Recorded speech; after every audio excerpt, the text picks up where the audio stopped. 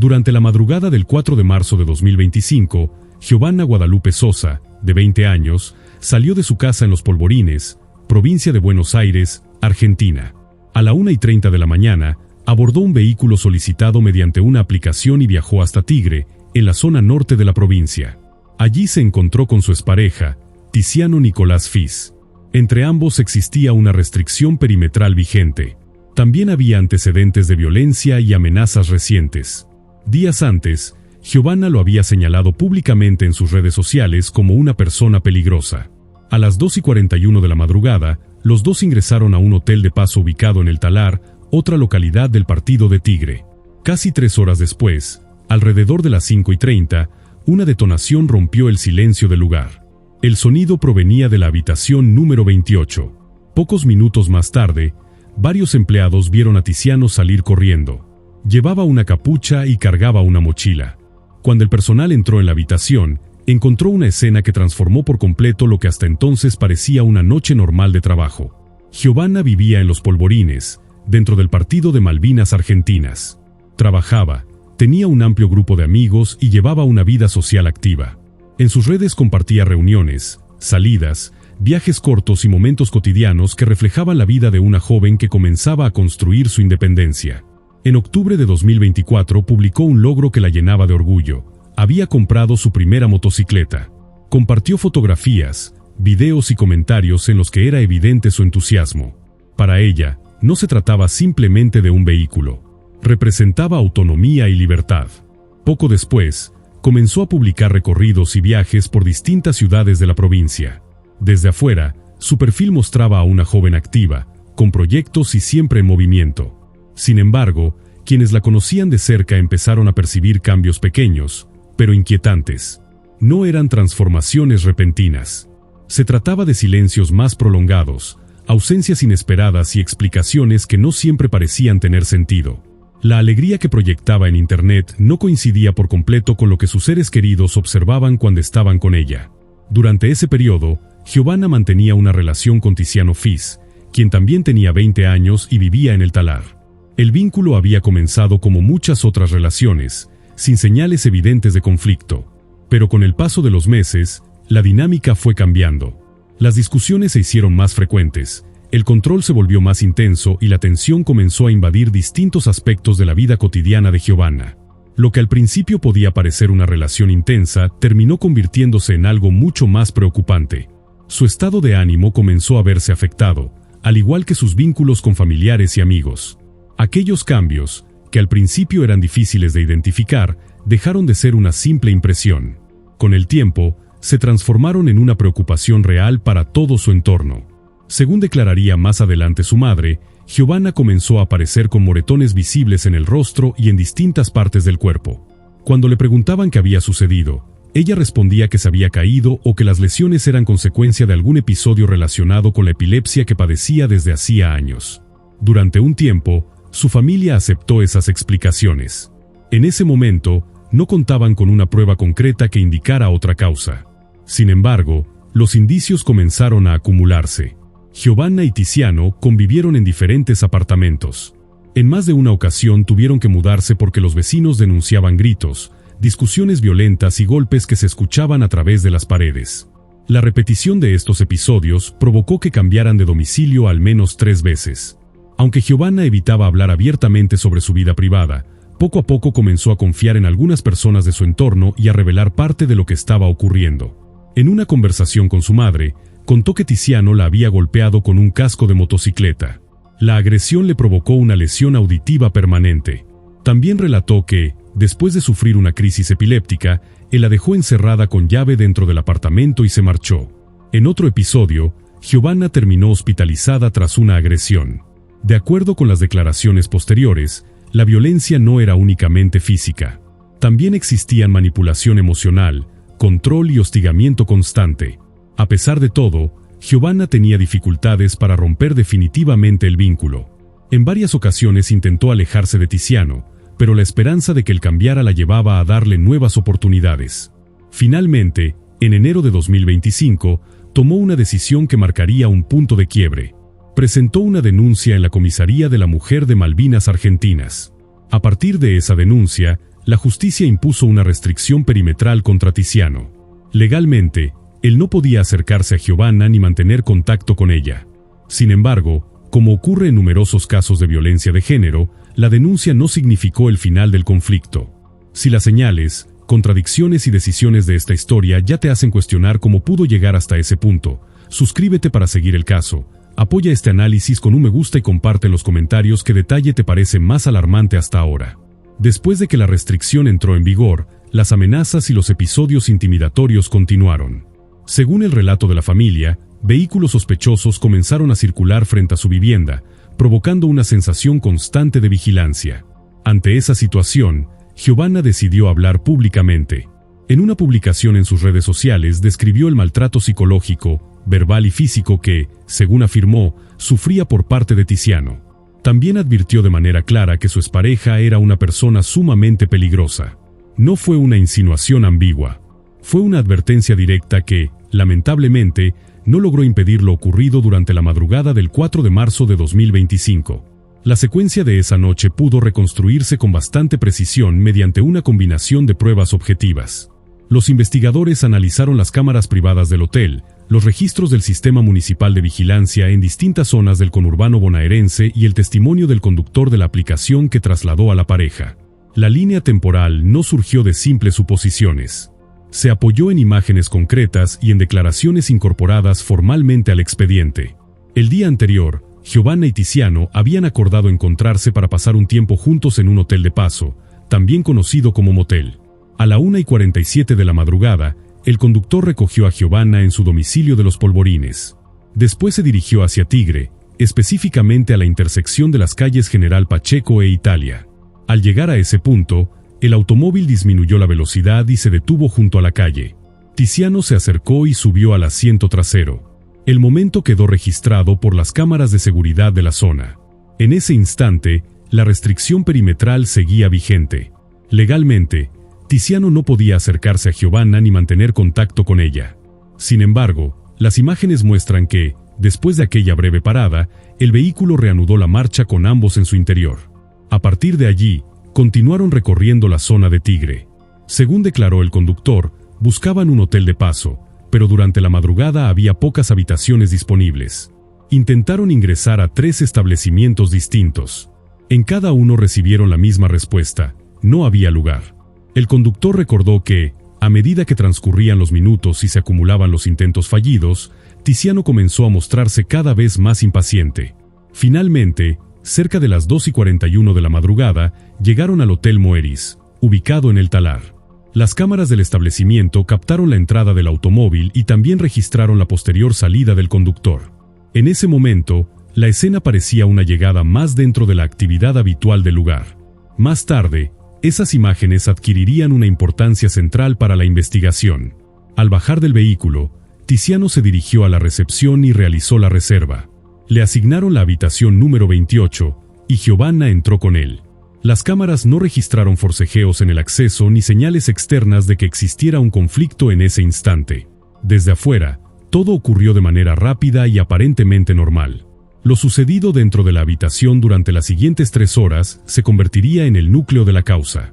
No había cámaras en el interior, pero los testimonios, los peritajes y los registros de las áreas cercanas permitieron establecer una cronología aproximada. Mientras tanto, el resto del hotel continuaba funcionando con normalidad. Vehículos que llegaban y se retiraban discretamente, pasillos con poca iluminación y puertas que se cerraban sin despertar atención. Predominaba el silencio, interrumpido apenas por algún televisor lejano o por murmullos ocasionales detrás de las paredes. Nada permitía anticipar que, pocas horas más tarde, la habitación número 28 se convertiría en el centro de una investigación por homicidio. Sin embargo, desde ese cuarto comenzaron a escucharse sonidos que llamaron la atención del personal. Primero fueron ruidos secos, similares a golpes contra alguna superficie. Después oyeron voces elevadas y fragmentos de una discusión que no podían comprenderse con claridad, aunque el tono reflejaba una tensión evidente. Más tarde, los empleados observaron a Tiziano salir solo del sector de las habitaciones. Llevaba una capucha y cargaba una mochila. Giovanna no iba detrás de él. Su salida fue apresurada. No se detuvo en la recepción ni solicitó ayuda. Cuando el personal ingresó a la habitación, encontró a Giovanna inmóvil sobre la cama y sin ropa. Presentaba una herida visible en la boca y había restos de sangre dentro del cuarto. No había ninguna otra persona en el lugar. Los empleados reaccionaron de inmediato y llamaron al servicio de emergencias del 911. Pocos minutos después llegaron los primeros vehículos policiales. Los agentes entraron en la habitación y comenzaron a asegurar la escena. Durante la inspección inicial, los agentes comprobaron que el teléfono celular y la documentación de identidad de Giovanna no se encontraban en la habitación. Desde el primer momento, esa ausencia llamó la atención de los investigadores. El lugar quedó preservado para el trabajo de los peritos, quienes realizaron un relevamiento fotográfico, analizaron las manchas presentes y buscaron indicios que permitieran establecer la mecánica de lo ocurrido.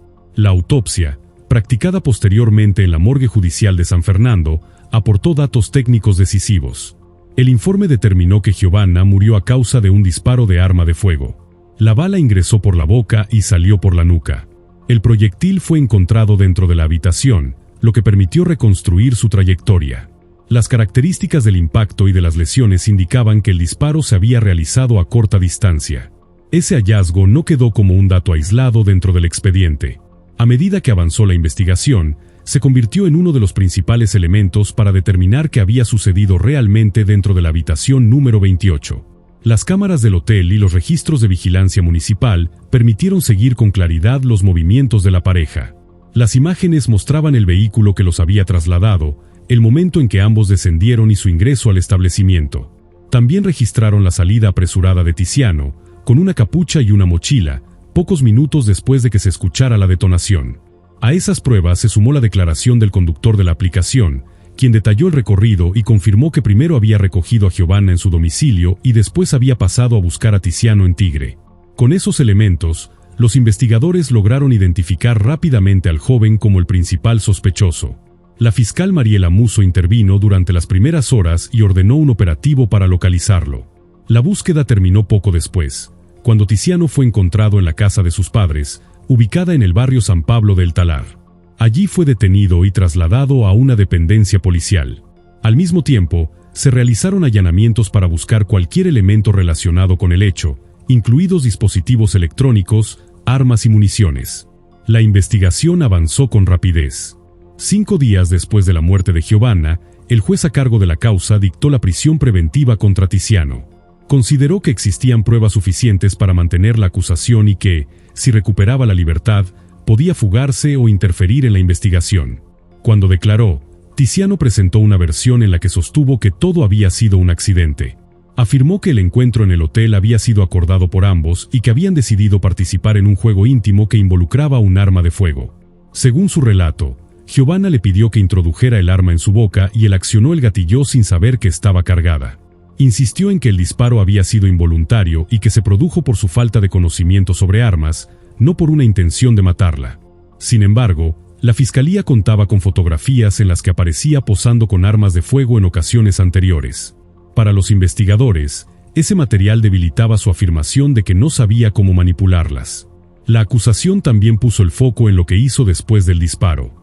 Tiziano no solicitó asistencia médica ni informó al personal del hotel sobre lo ocurrido. En lugar de pedir ayuda, salió de la habitación y abandonó el establecimiento sin avisar a nadie. Además, cuando la policía llegó al lugar, el teléfono y los documentos de Giovanna habían desaparecido. Los investigadores consideraron la posibilidad de que esos objetos hubieran sido retirados antes de la huida. Para la fiscalía, esa conducta no coincidía con la reacción esperable de alguien que acababa de presenciar un accidente. La hipótesis de la acusación era que, dentro de la habitación número 28, no había ocurrido un juego íntimo con un desenlace inesperado, sino un acto deliberado. Desde esa perspectiva, el disparo no había sido un error trágico, sino una ejecución a corta distancia. Durante las horas posteriores, la familia de Giovanna volvió a señalar un aspecto que, para ellos, no podía separarse de su muerte. Pocos días antes del 4 de marzo, Giovanna había denunciado públicamente la violencia que atravesaba. Su prima, Juana Sosa, volvió a compartir la historia de Instagram en la que la joven advertía sobre Tiziano y describía episodios de violencia psicológica, verbal y física. Para la familia, aquella publicación no había sido únicamente un desahogo emocional. Era una advertencia concreta. Al volver a difundirla, Juana escribió que Giovanna ya había avisado cómo era él. También cuestionó si era necesario llegar a un desenlace fatal para que ese tipo de señales fueran tomadas en serio. Sin embargo, desde el ámbito judicial se informó que, en el departamento judicial correspondiente, no figuraban denuncias previas por violencia de género contra el acusado. A medida que esta historia avanza, cada prueba obliga a revisar lo ocurrido con mayor atención.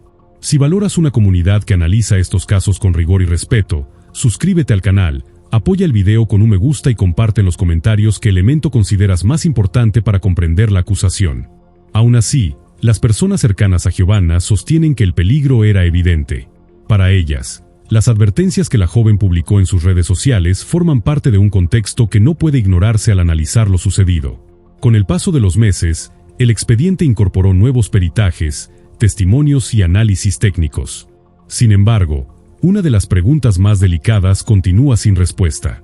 ¿Por qué se concretó aquel encuentro si existía una restricción perimetral vigente? Para la Fiscalía, no basta con reconstruir lo que ocurrió dentro de la habitación número 28. También es necesario determinar cómo se organizó la reunión, qué ocurrió durante las horas previas y bajo qué condiciones Giovanna aceptó encontrarse con Tiziano. Una de las líneas de investigación busca establecer si la convenció mediante alguna promesa, argumento o forma de presión. Tampoco se descarta que haya utilizado una excusa específica para citarla durante aquella madrugada. Otra posibilidad es que la dinámica previa de la relación, marcada por el control, la manipulación y la violencia denunciada, haya influido en la decisión de Giovanna. Comprender ese contexto será fundamental para establecer si el encuentro formó parte de un plan premeditado. Dentro de la habitación, las pruebas objetivas sostienen la hipótesis de la acusación. Entre ellas se encuentran el disparo realizado a corta distancia, confirmado por la autopsia, la trayectoria de la bala y el hallazgo del proyectil en el interior del cuarto. Pero existe otro elemento que también tiene un peso importante en la interpretación judicial: la conducta de Tiziano después del disparo. No llamó al servicio de emergencias. No intentó obtener asistencia médica inmediata ni avisó al personal del hotel. En cambio, salió rápidamente del lugar. Mientras la investigación avanzaba, la familia de Giovanna denunció nuevos episodios de intimidación. Según afirmaron, personas relacionadas con el entorno del acusado comenzaron a merodear la zona donde vivían. La situación generó temor entre los familiares y obligó a reforzar la presencia policial en el vecindario durante los días posteriores. Casi un año después del hecho, la causa continuaba en etapa de instrucción y todavía no existía una condena. La defensa mantenía la versión de que el disparo había sido accidental y que ocurrió durante un supuesto juego íntimo. La Fiscalía, en cambio, sostenía que Giovanna fue víctima de un feminicidio cometido dentro de un contexto previo de violencia de género. La decisión final quedará en manos del tribunal cuando el expediente llegue a juicio oral. Sin embargo, existe un elemento que atraviesa toda la investigación y que resulta imposible pasar por alto. Antes de aquella madrugada ya había señales de peligro. Existían antecedentes de violencia, una denuncia formal y una medida judicial destinada a impedir que Tiziano se acercara a Giovanna. También estaban las publicaciones en las que ella misma describía el maltrato psicológico, verbal y físico que aseguraba haber sufrido. Por eso, la investigación no se limita a reconstruir las 3 últimas horas de su vida. También busca comprender el proceso que condujo hasta esa habitación. Debido a la restricción vigente, Tiziano tenía prohibido acercarse o comunicarse con Giovanna. El encuentro nunca debió producirse en esas condiciones.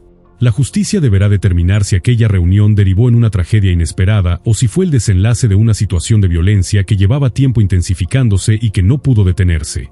La diferencia es decisiva, porque determinará tanto la responsabilidad penal como la calificación jurídica del hecho. Hay circunstancias que ya están acreditadas. Durante la madrugada del 4 de marzo de 2025, Giovanna salió con vida de su casa, abordó un vehículo y viajó hasta Tigre. Horas después, fue encontrada muerta dentro de una habitación de hotel. Pero al observar el contexto completo, lo ocurrido aquella noche no aparece como un episodio aislado. Estuvo precedido por denuncias de violencia, amenazas, una medida judicial de protección y advertencias públicas realizadas por la propia Giovanna. Por eso, aquella madrugada representa el desenlace que siempre se teme en una historia que llevaba tiempo mostrando señales de peligro y que, pese a todas ellas, no logró detenerse antes de que fuera demasiado tarde.